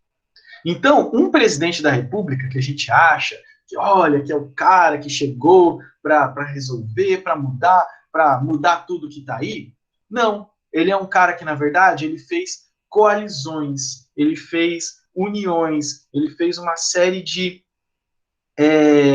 acordos com os poderes políticos regionais no Brasil. Tá? Não é à toa que a eleição para presidente da República ela acontece junto com a eleição de deputados federais e estaduais, governo de estado, senadores. Tá? Por isso que a gente tem aquela eleição grande, né, que vai acontecer em 2022, que nós vamos votar em deputados, governadores, senadores e o presidente da República. Por quê? Porque esse é um momento de coalizão. Ganha o presidente, não é o presidente que, né, vai mudar tudo que está aí, não, tá, gente? A tendência é ganhar o presidente que fizer maiores coalizões com os poderes regionais, tá? E aí é que tá. Isso é uma coisa quente também, tá, gente? É um tema quente também. Por quê? Porque o nosso presidente Jair Bolsonaro, ele parece ser alguém que fugiu do presidencialismo de coalizão. Porque, realmente, se você olha a eleição dele de 2018, a reeleição de 2018 ela foi muito atípica, porque ela fugiu desse esquema de coalizões regionais. Mas ela realmente ela aconteceu muito por conta do Zap Zap. Né? Foi uma campanha onde ele desprezou todas as oligarquias e todos os manda-chuvas e todos os chefes regionais, eu estou falando do Bolsonaro, isso realmente aconteceu, e se elegeu, parece que assim, como pela força do povo mesmo, por uma forma completamente diferente. Porém, se a gente for ver o governo dele, né, olha aí a ética da responsabilidade, né, ele se mantém no governo através das coalizões. Essa última eleição para a presidência do Senado e da Câmara dos Deputados foi completamente, né, presidencialismo de coalizão. Foi a coalizão não no momento da campanha, mas no momento do mandato. Tá? Então, isso é uma discussão bem interessante mesmo que a gente pode fazer. É o tal do centrão, é aquilo que vocês ouvem falar nas notícias. Ah, e o centrão, né? O que é o centrão, gente? O centrão é esse grupo de poderes poderosos regionais que nós temos no Brasil, tá? Que estão lá na Câmara dos Deputados Federais, estão no Senado. Alguns ali são testa de ferro, porque quem manda mesmo não está lá no interior da Bahia, do Paraná, de São Paulo, tá? Os grandes mandantes do Brasil, os donos do poder do Brasil, estão nas regiões e os seus representantes estão lá na Câmara dos Deputados Federais e no Senado Federal.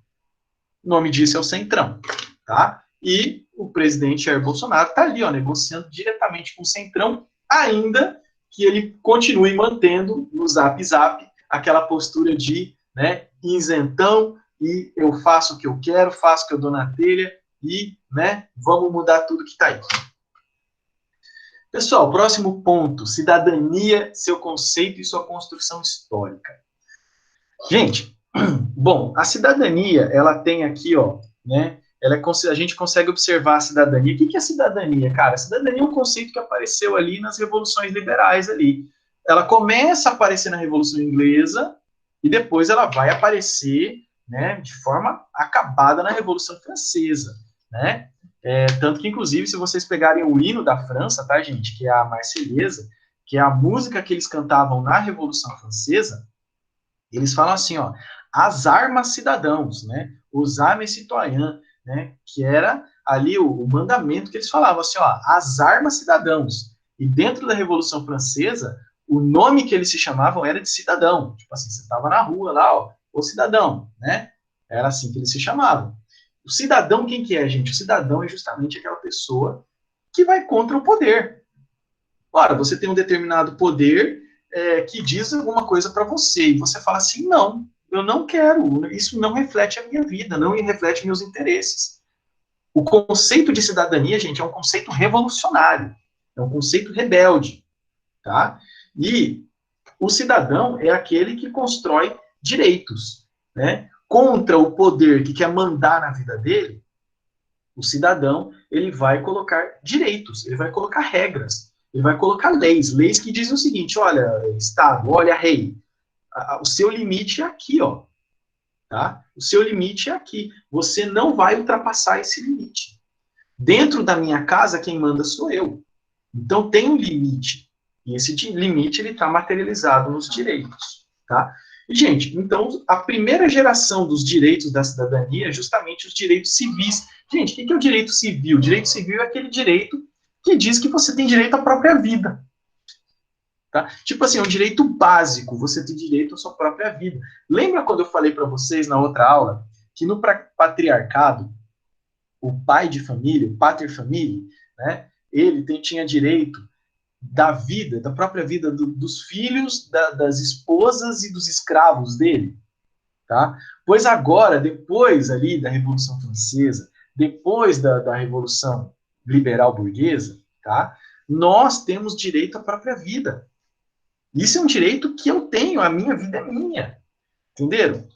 Direito à liberdade, liberdade de ir e vir. Cara, eu posso sair na rua.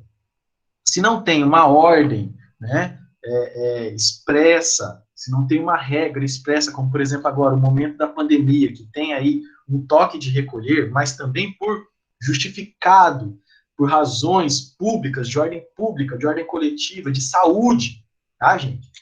Cara, eu tenho liberdade, liberdade de ir e vir. Claro, não em todos os espaços, né? Mas os espaços públicos, eu tenho esse direito. Tá? Então, são os direitos civis, são esses direitos iniciais, são direitos relacionados à pessoa, ao indivíduo. É a primeira geração. A segunda geração, aí nós já estamos falando de direitos sociais e coletivos. Tá? Porque é o seguinte, não basta eu ter a vida, não basta eu ter a liberdade de ir e vir, a liberdade de propriedade, a liberdade de pensamento. Tá? Ó, liberdade de pensamento é um direito civil. O direito de expressão do pensamento é outro direito civil. Não basta eu ter esses direitos individuais se a gente tem, né, lá no século XIX, as fábricas, as pessoas sem direitos trabalhistas, salário de fome, sem direito a férias, sem direito ao horário de trabalho, gente. Lembrem lá que no século XIX as pessoas trabalhavam 12, 15, 16 horas por dia numa fábrica. Crianças trabalhavam 12, 14 horas por dia em fábricas. Tá? Então, os direitos sociais e coletivos são justamente esses direitos da coletividade, são os direitos trabalhistas, são os direitos políticos, são os direitos da escola para todos, sabe? São conquistas sociais. Que aqui no Brasil, vamos combinar, o pessoal acha que é mimimi, né? Olha só, lá na Europa e nos Estados Unidos é direito de segunda geração, ou seja, direito do século XIX. Está plenamente resolvido. Aqui no Brasil, quando você fala de direito social, né, é mimimi, né? Porque no Brasil, até hoje, não foram realizados os direitos sociais. Depois a gente tem uma terceira geração, tá, gente? Que esses são direitos que vão aparecer no século XX, mais na segunda metade do século XX, que está aí, ó. São direitos da humanidade como um todo. Grande exemplo, o meio ambiente. E hoje são discutidos direitos da quarta e da quinta geração, que é justamente o direito à informação. Cara, a informação ela é essencial no nosso mundo hoje, pessoal. Vamos ver toda essa discussão de fake news, pós-verdade que está tendo, tá? De redes sociais, como que as redes sociais fabricam verdades, bolhas de verdade, bolhas de informática, bolhas virtuais, tá? A exposição que nós temos nas redes sociais, Algo que está bem quente hoje em dia, tá, gente? É coisa da semana passada, é o direito ao esquecimento, tá? Ou seja, tudo aquilo que publicaram de você em determinado momento, na internet, redes sociais, você tem o direito daquilo ser apagado. Você tem o direito de ser esquecido. Então, tudo isso, tá, gente, são direitos de quarta e quinta geração que estão sendo discutidos hoje. Então, tipo assim, é tema quente de hoje. No entanto, pessoal, a cidadania do Brasil, se a cidadania lá na Europa, nos Estados Unidos, é justamente as armas cidadãos, né? A cidadania no Brasil, pessoal, ela foi construída com aí 400 anos, né, 4 séculos de escravidão. Então, tem um autor, que é um historiador chamado José Murilo de Carvalho. Vocês vão encontrar muito essa discussão nele, tá? De que a cidadania no Brasil é justamente quando o indivíduo é quebrado. A cidadania no Brasil não é quando você coloca uma posição frente ao poder, mas é justamente quando você abaixa a cabeça. O que é o cidadão brasileiro? É aquele que abaixa a cabeça. E vocês podem ver, gente, também esse processo que nós temos, já desde 2013, na verdade, na nossa sociedade, que é aquela coisa, né? Militares, venham mandar em nós. Na França, é as armas cidadãos, né? No Brasil, é militares, peguem suas armas e mandem em nós, né? Nos façam de reféns, tá? Então, isso é um traço muito forte da cidadania do Brasil. Outra característica da cidadania do Brasil, gente, é a cidadania regulada, que tem a ver com isso que eu estou falando para vocês. Olha só, se lá fora, né, se na Europa a cidadania justamente é você gerar leis, aqui no Brasil é você estar submetido a essas leis. E no Brasil, né, qual que é a ideia da cidadania regulada? É de que você só tem direitos a partir do momento que você tem documentos, tá? Então, a cidadania no Brasil ela é mediada por documentos. Se você não tem documentos, você não tem automaticamente cidadania. A cidadania regulada, gente, ela começou no governo Vargas, lá em 1930, 1945. Qual que era a ideia? A ideia era aqui, deixa eu até pegar a minha aqui, ó. A ideia era de que você só era cidadão se você tivesse carteira de trabalho, tá? Esse era o documento, tá? Para você ter cidadania. Com a carteira de trabalho, você tinha acesso aos serviços do Estado e você estava ligado a algum determinado sindicato que estava ligado ao governo federal. Tá? Isso aconteceu principalmente na ditadura do Vargas, que era o Estado Novo, de 37 a 45. Mas essa ideia da cidadania regulada, pessoal, ela continua para nós até hoje. É aquela ideia, tipo assim, cara, para você ser um cidadão, o que você precisa no Brasil? Ah, você precisa votar e ter título de eleitor. Peraí, então quer dizer que eu só exerço minha cidadania votando ou concorrendo a algum cargo eletivo? É. Não, cara, isso tá errado, tá errado. Tá? Outros traços da cidadania brasileira, a gente está com relação ao patrimonialismo. O patrimonialismo, pessoal, é que a política brasileira ela está organizada em torno do patrimônio privado dos políticos, tá? Então, qual que é aquela ideia? A ideia de que, né, a vida privada e a vida pública do político ela se confunde, né? Aquela ideia assim de que o político ele vai governar para melhorar o patrimônio privado dele e, claro, e dos seus amigos que estão em torno ali no partido, né, no grupo social em volta. É tipo assim, cara, que exemplo que eu poderia dar? Vamos pensar assim, um exemplo assim, ó. Pensa num exemplo assim, inexistente, tá? É totalmente hipotético. Mas você pensa num político que tem aí um sítio que as terras são desvalorizadas, tá? Porque fica numa região que não está sendo valorizada na cidade. Aí esse político, usando da sua influência de político, de deputado, por exemplo, deputado estadual, ele doa uma parte das terras dele para fazer um shopping center naquela região. E aí, o poder público, porque o shopping center, ele é privado, mas o poder público, ele vai fazer ali em volta loteamento para residências mais caras, ele coloca rede de esgoto, coloca iluminação, coloca água encanada, sabe? O poder público, ele coloca um monte de melhorias ali naquela região que vai valorizar o quê? As terras dele. Então, se as terras dele antes não tinham valor, a partir de agora, elas duplicam, triplicam, quintuplicam de valor, tá? Então, isso é o patrimonialismo. Clientelismo, gente, é o outro lado da moeda. É a ideia de que, né, o voto ele tem um valor.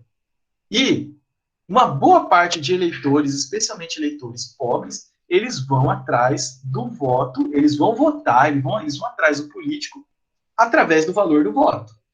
Cara, é aquele clássico exemplo do cara que pega de um vereador uma passagem para ir para Curitiba, pega lajota, pega cimento, pastores de igrejas comunitárias, por exemplo, vai lá, consegue material de construção com o vereador, com o prefeito. Isso por quê? O que ele vai dar em troca? Ele vai dar em troca votos. Quanto mais votos ele consegue, maior é o número de favores que os políticos locais e nacionais também fazem com essas pessoas, tá? E outro ponto da cidadania brasileira, da política brasileira, é o nepotismo, gente. O nepotismo é aquilo que eu falei para vocês lá, daquela ideia de família, né? O nepotismo do Brasil é aquela ideia de que a política ela é um negócio de família, tá? Políticos se casam entre si, famílias políticas se casam entre si, tá, gente? E olha, política no Brasil, nós estamos falando não só de deputados, de prefeitos, governadores, presidentes, mas também tem os juízes, tá? Os juízes é uma categoria política no Brasil, é um dos 3 poderes, tá? E é uma categoria que se autorreproduz. A forma mais fácil de você ser um juiz é sendo filho de um juiz, tá? Aquilo vai se reproduzindo.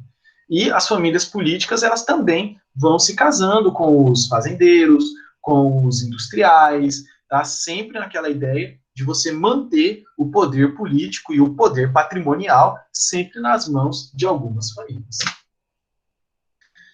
Próximo ponto é a representação política, eleições e partidos políticos, tá? Vamos chegando aí para o nosso finalzinho, né? Então, gente, partido, qual que é a ideia do partido? Gente, o partido é a ideia de que ele é partido, ou seja, ele é quebrado, né? A gente tem uma realidade que ela é partida. Mas também pode ser aquela ideia de que você tem uma ideia que você toma partido, entendeu? Pô, eu tenho uma causa, eu tenho uma coisa que eu acredito, então eu tomo partido em torno daquilo. Eu acredito na ecologia, na preservação ambiental, então eu tomo esse partido. Tá? Então o partido ele tem essa ideia. E no Brasil, pessoal, o partido ele é essencial, tá, gente? Se você quiser estar num cargo político estatal, necessariamente você precisa de um partido. Você precisa, para você ser eleito, para você ser vereador, prefeito, governador, presidente, você precisa de um partido, tá? Bom, aí vem aquela questão, né, que existem partidos de direita e partidos de esquerda, né? Isso, pessoal, também remonta lá à Revolução Francesa. Durante as assembleias que tinha na Revolução, aqueles que eram partidários aos reis e aos nobres sentavam na direita. Aqueles que eram partidários aos revolucionários sentavam na esquerda. Aqueles que estavam ali, né, meio para um lado, meio para o outro, ficavam no meião lá, na meieira, no centro, tá? Então, vem essa ideia de que se você está à direita, você é conservador. Você, né, quer conservar a sociedade, aquilo que quais são os valores, os costumes. Se você está na esquerda, você quer transformação social, você tem pautas mais relacionadas à sociedade, aqueles direitos sociais e coletivos. Então, você está nesse lado da esquerda. Mas, pessoal, partidos também podem ser partidos de quadros, tá? Quadros são pessoas notáveis, é a tal da democracia de notáveis. São aquelas pessoas intelectualizadas, que foram preparadas, sabe, para a atuação política. Políticos, vamos dizer assim, notáveis, de grande saber, tá? Você também tem partidos de massas, tá, gente? Ou seja, partido do povão mesmo. Né? Aquela ideia de que, assim, você vai entrar na política, quanto mais gente, né, é a quantidade, quanto mais, né, os quadros é a qualidade, as massas é a quantidade. né? Geralmente os quadros estão na direita e as massas estão na esquerda. E a gente tem, gente, os quadros profissionais, os partidos profissionais, que é o político profissional no sentido weberiano, tá? E se vocês estão pensando relacionar na realidade brasileira, na boa, a maior parte dos partidos políticos e da realidade brasileira são partidos profissionais, tá? Mesmo partidos de esquerda, que vocês acham que são de esquerda e que são partidos de massa, na verdade, tá? A política brasileira ela é inundada por pessoas que vivem da política, seja em partido social, vermelhinho, seja azulzinho, tucaninho, o que aparecer, tá, gente? A realidade brasileira é a profissionalização da política, tá? No Brasil também é tema muito quente isso aí, a direita e a esquerda. Pois, gente, é aquela ideia de que o partido ele tem uma vinculação ideológica. Isso é verdade? Não. Gente, partidos têm relação com ideologia, com ideias? Claro que tem. Mas são raros os partidos que têm uma vinculação ideológica assim, raiz, própria. Como, por exemplo, o Partido Comunista. Tipo, o cara ele tem a ideologia comunista, então ele está no Partido Comunista. E ele é selecionado para isso. O Partido Comunista, gente, ele era partido de quadros. Tá? Então ele era selecionado para isso. Se ele não fosse comunista, ele não estava no Partido Comunista. A maior parte dos partidos hoje, tá, gente, eles operam num espectro ideológico. Por quê? Porque o profissional, o político que entra no partido, ele está preocupado não com a ideologia, mas ele está preocupado nos serviços que esse partido pode promover para ele. Facilitação nas campanhas, organização durante as eleições, organização ali de pautas durante o mandato. Tá? Os políticos, eles observam muito isso, principalmente os políticos profissionais. Então, se vocês têm essa vinculação ideológica, tá?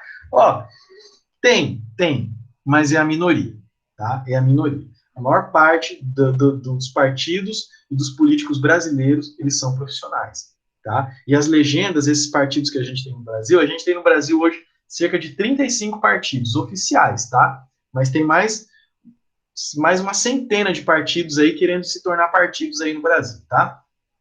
Gente, assim, são legendas que servem realmente para conseguir facilitação de campanha, fundo eleitoral e tempo de televisão, tá? Essa é a prática dos partidos políticos no Brasil, tá? Bom, eleições no Brasil, né, gente? A democracia brasileira, ela gira toda em relação ao sufrágio e o voto. Gente, sufrágio é o direito. Você tem direito de votar. A partir dos 16 anos, você pode optar por votar, mas a partir dos 18 até os 70 anos, você é obrigado a votar. E depois dos 70 anos também é facultativo o voto. Então, o sufrágio no Brasil ele é obrigatório.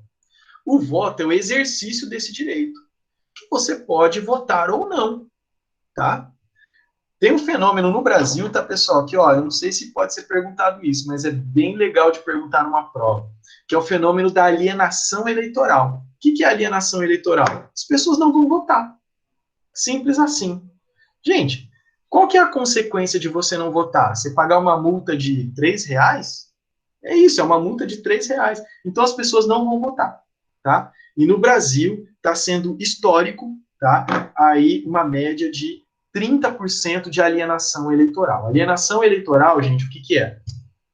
É votos brancos, votos nulos e pessoas que não comparecem, abstenções, tá? As eleições do Brasil têm tido aí, em média, 30% nos últimos anos. É bastante, tá? 1/3 é bastante.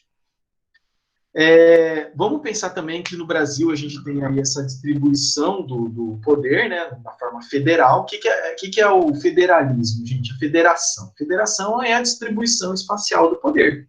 União, estados e municípios, tá? Que no Brasil, né, vamos dizer assim, é um tema bem espinhoso. assim, o que a União pode, o que os estados podem, o que os municípios podem. Vocês podem ver que essa discussão também ela acontece bastante.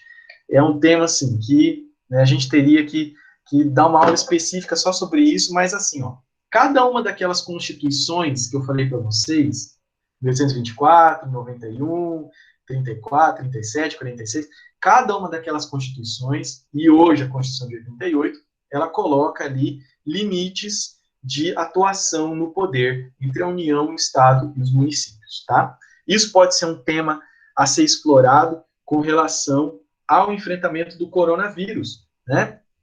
Porque a saúde pública no Brasil, ela é concorrente, olha o terminho, né? Eles falam assim, tá lá na Constituição, é uma competência concorrente entre União, Estados e municípios.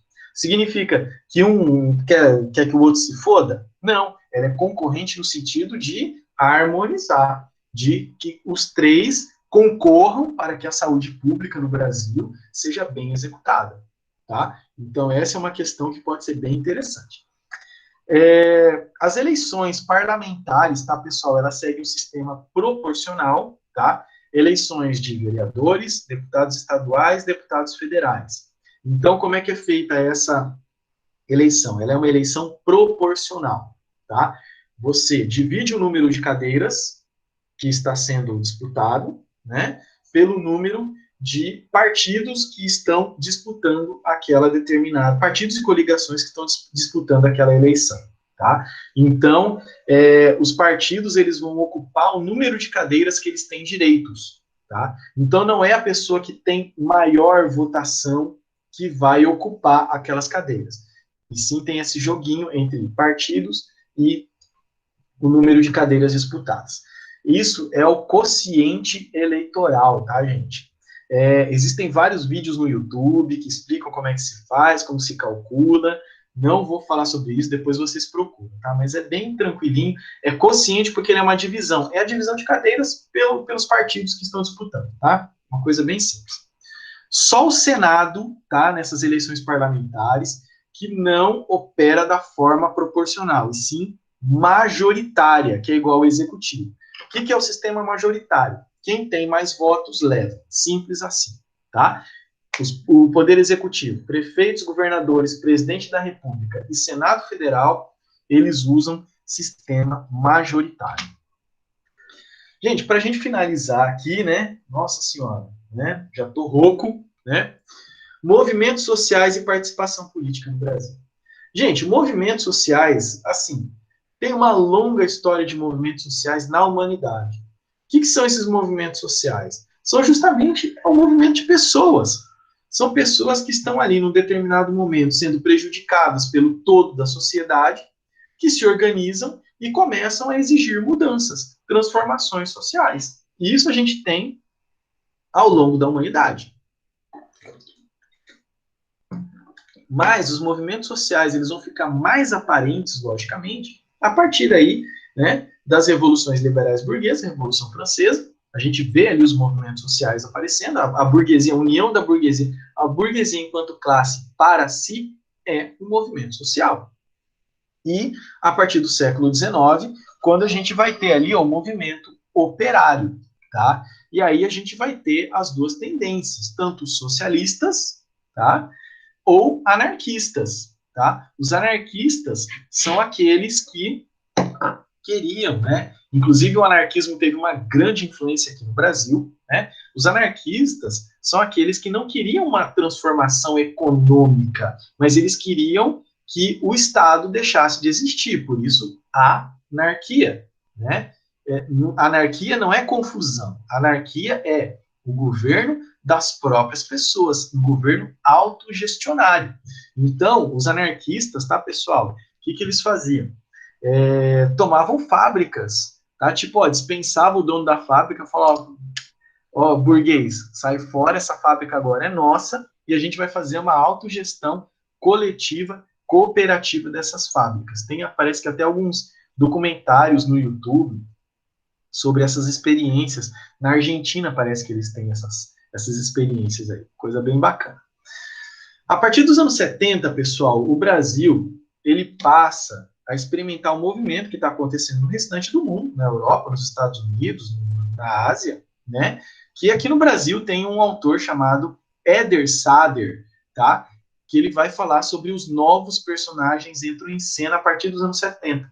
Ou seja, os movimentos sociais não é mais o movimento do operário, o movimento do cara lá fazendo greve na indústria, o movimento que o cara está lutando por melhores salários ou pela carga horária do trabalho. A partir dos anos 70 no Brasil, você começa a ter movimento de mulheres, movimento negro, movimento gay, movimento de favelas, tá? Então são todos esses movimentos aí, eles começam a se estruturar no Brasil a partir dos anos 70, são os novos personagens. E aí a gente pode pensar aqui que a luta desses personagens, né, desses novos movimentos, são lutas ou por redistribuição ou por reconhecimento.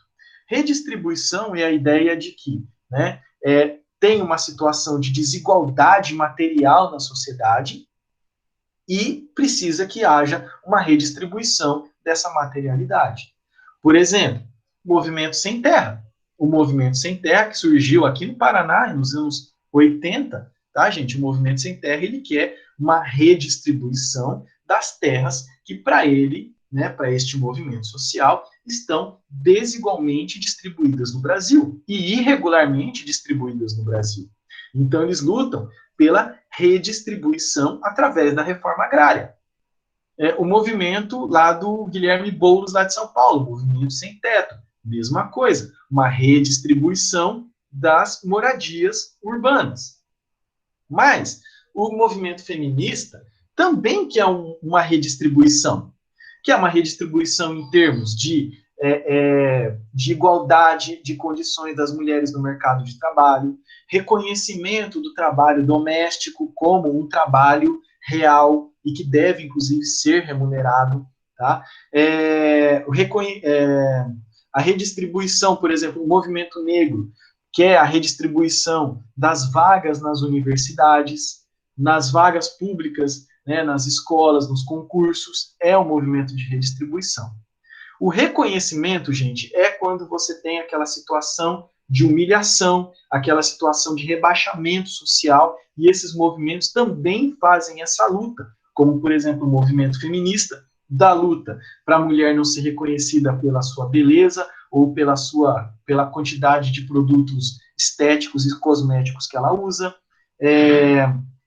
o reconhecimento da mulher preta, no caso tanto do movimento negro quanto do movimento feminista, o reconhecimento da mulher preta na sociedade, na luta pelos salários, o movimento gay, né, o reconhecimento da possibilidade dos gays poderem frequentarem os locais públicos, mostrando a sua sexualidade, né? Então a gente vai ter essas lutas em torno da redistribuição e em torno do reconhecimento.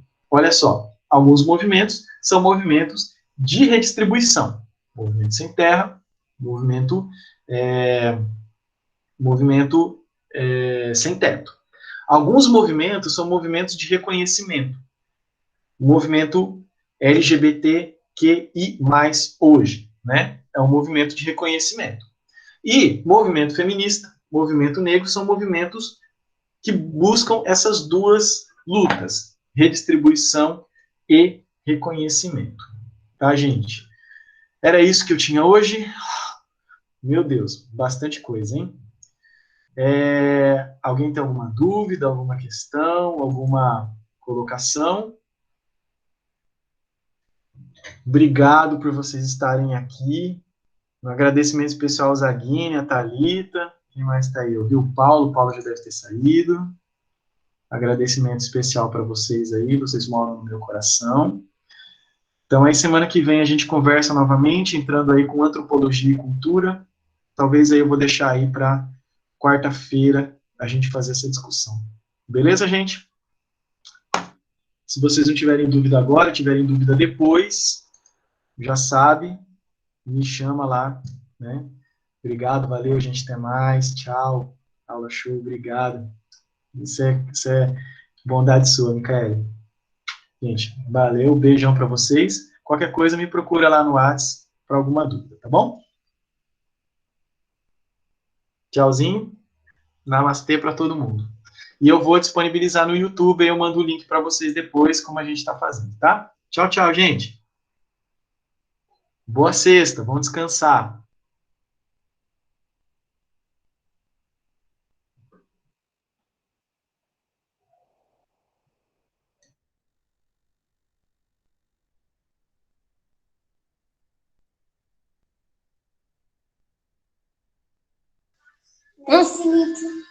Eu liguei para